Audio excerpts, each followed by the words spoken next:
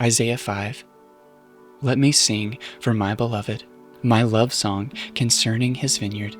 My beloved had a vineyard on a very fertile hill. He dug it and cleared it of stones and planted it with choice vines. He built a watchtower in the midst of it and hewed out a wine vat in it. And he looked for it to yield grapes, but it yielded wild grapes.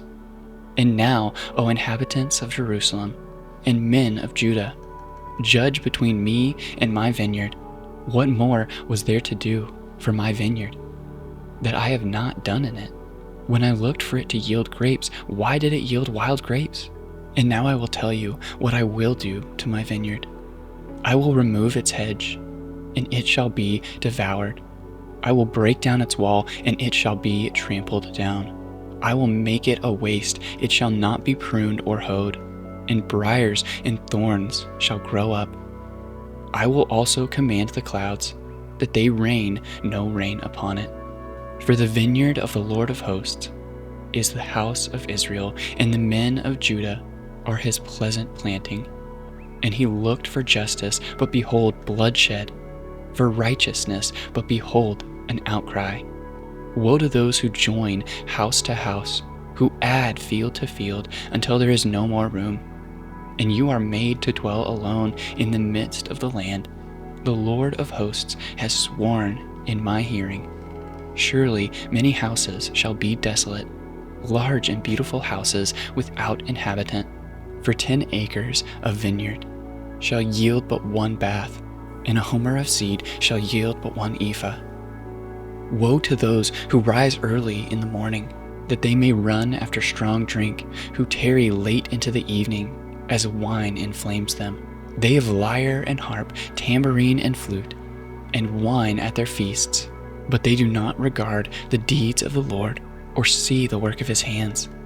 Therefore my people go into exile for lack of knowledge. Their honored men go hungry, and their multitude is parched with thirst. Therefore Sheol has enlarged its appetite and opened its mouth beyond measure. And the nobility of Jerusalem and her multitude will go down, her revealers and he who exalts in her. Man is humbled, and each one is brought low.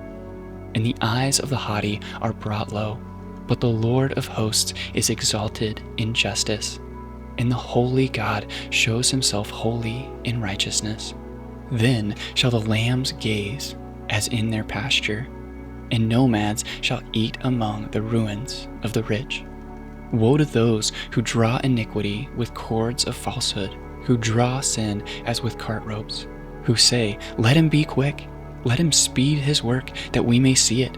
Let the counsel of the Holy One of Israel draw near, and let it come, that we may know it.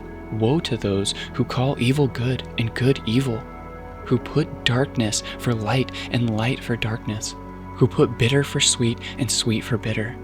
Woe to those who are wise in their own eyes and shrewd in their own sight.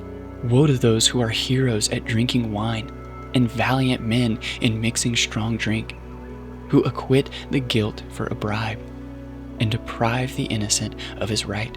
Therefore, as the tongue of fire devours the stubble, and as dry grass sinks down in the flame, so their root will be as rottenness, and their blossom will go up like dust. For they have rejected the law of the Lord of hosts, and have despised the word of the Holy One of Israel. Therefore the anger of the Lord was kindled against his people, and he stretched out his hand against them and struck them, and the mountains quaked, and their corpses were as refuse in the midst of the streets. For all this his anger has not turned away, and his hand is stretched out still. He will raise a signal for nations far away, and whistle for them from the ends of the earth. And behold, quickly, speedily they come.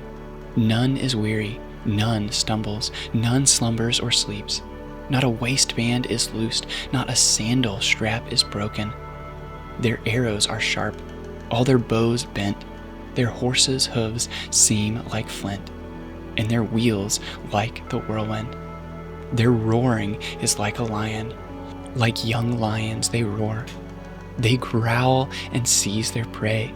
They carry it off, and none can rescue. They will growl over it on that day, like the growling of the sea. And if one looks to the land, behold, darkness and distress, and the light is darkened by its clouds.